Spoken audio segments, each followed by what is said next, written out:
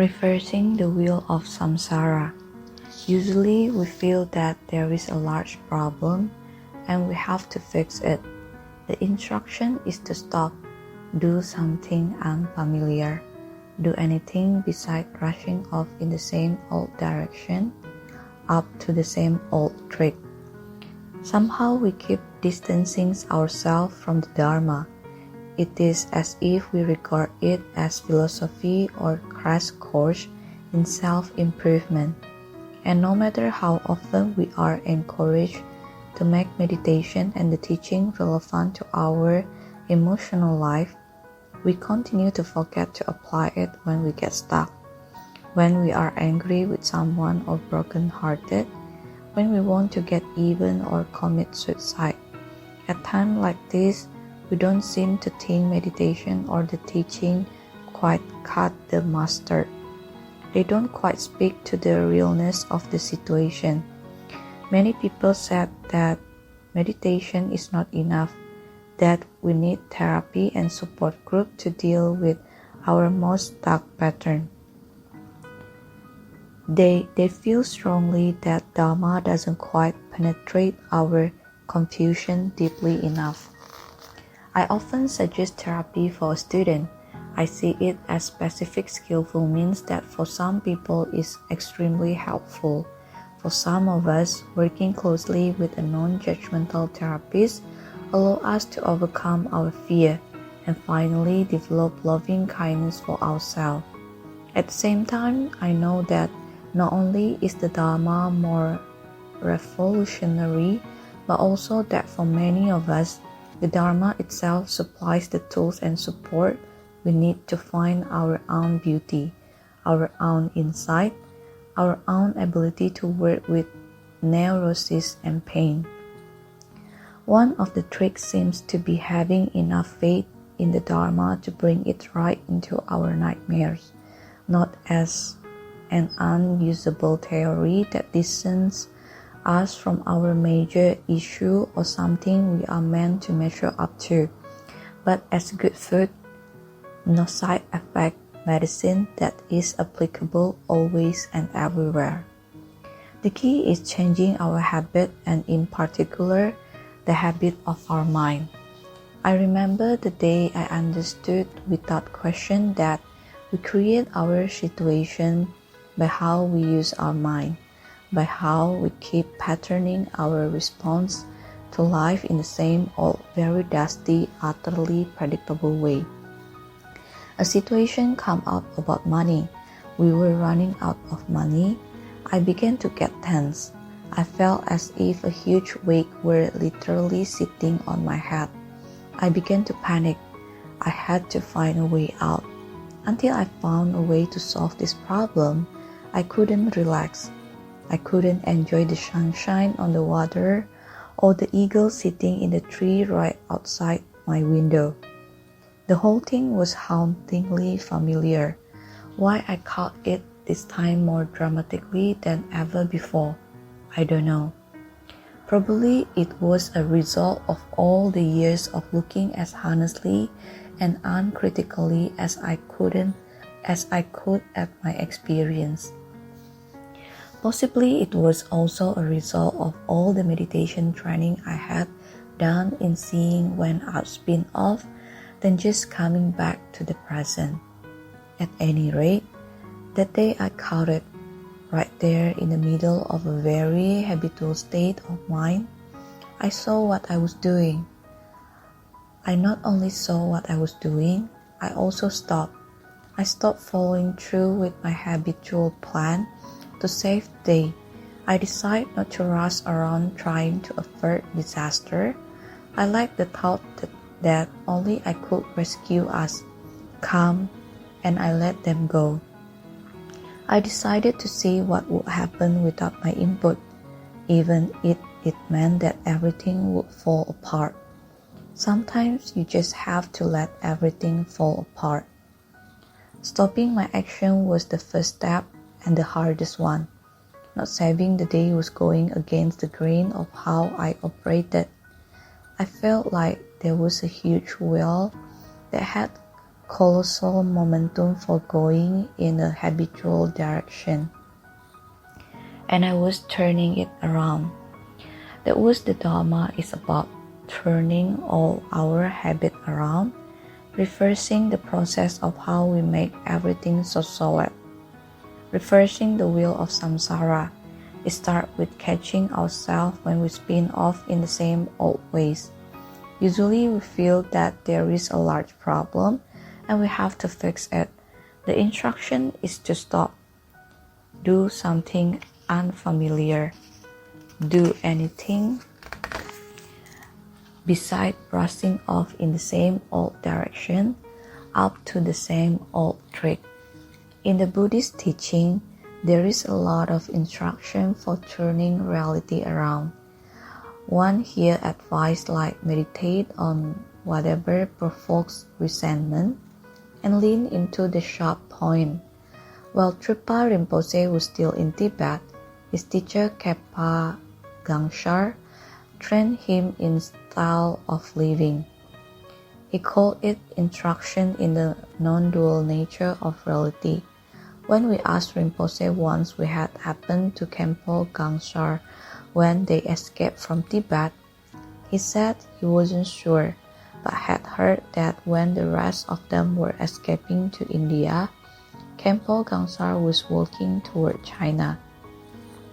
This kind of instruction is something we can apply to our lives, and it can bring about revolutionary change in how we perceive things. My first step was to decide I wasn't going to act on my habitual momentum. It was a task, an exploration of the Buddhist teaching that says we create our own reality, that what we perceive is our own projection. Everything in me was dying to the same old thing, but I kept remembering the teaching that said that until we stopped clinging to the concept of good and evil, the world will continue to manifest as friendly goddesses and harmful demons. I wanted to explore whether this was true or not. I could experiment this way without becoming rigid or harsh because of the training I had in making friends with my thought and emotion. Somehow, without cultivating unlimited friendliness for ourselves, we don't progress along the path. When we meditate and when we hear the teaching, it helps to remember that we are engaged in developing kindness. One time when I was teaching in Austin, Texas, a man came up to me after the weekend and told me how much he appreciated the instruction to notice our tone of voice when we label our thoughts, thinking, and if it's harsh, to say it again with gentleness. I really took that to heart, he said, and now when my mind wanders off, I just say to myself, thinking, good buddy. Still, even after many years, many of us continue to practice harshly. We practice with guilt, as if we are going to be excommunicated if we don't do it right. We practice so we won't be ashamed of ourselves, and we fear that someone will discover what a bad meditator we really are. The old joke is that a Buddhist is someone who is either meditating or feeling guilty about not meditating. There is not much joy in that. Maybe the most important teaching is to lighten up and relax. It is such a huge help in working with our crazy, mixed up mind to remember that what we are doing is unlocking a softness that is in us and let it spread. We are letting it blur the sharp corner of self-criticism and complaint.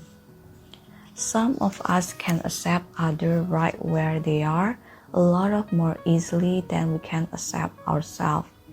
We feel that compassion is reserved for someone else, and it never occurred to us to feel it for ourselves. My experience is that by practicing without should, we gradually discover our wakefulness and our confidence.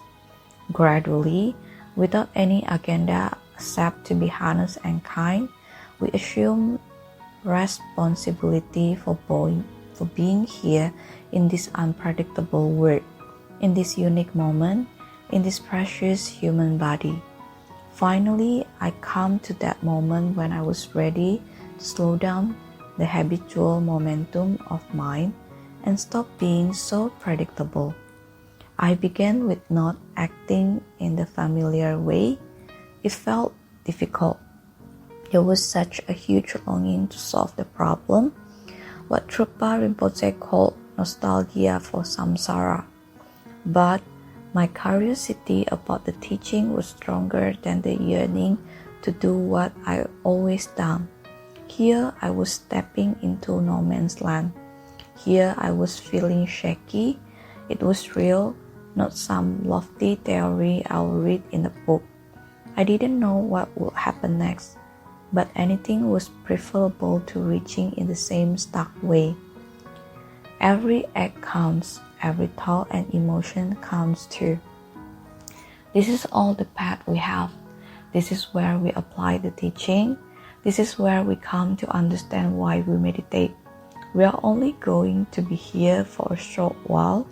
Even if we live to be 108, our life will be too short for witnessing all its wonder. The Dharma is each act, each thought, each word we speak. Are we at least willing to catch ourselves spinning off and to do that without embarrassment?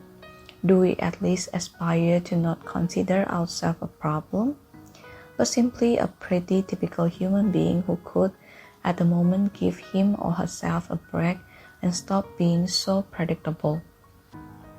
My experience is that this is how our thought began to slow down. Magically, it seems that there is a lot more space to breathe, a lot more room to dance, and a lot more happiness. The Dharma can heal our wounds, our very ancient wounds that come not from original sin, but from a misunderstanding so old that we can no longer see it. The instruction is to relate compassionately with where we find ourselves and to begin to see our predicament as workable. We are stuck in the pattern of grasping and fixating, which cause the same thought and reaction to occur again and again and again. In this way, we project outward.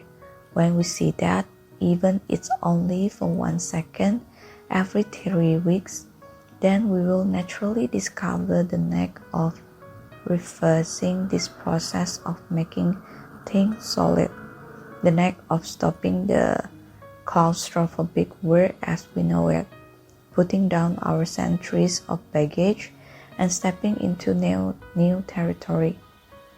If you ask how in the world we can do this, the answer is simple. Make the Dharma personal, explore it wholeheartedly, and relax.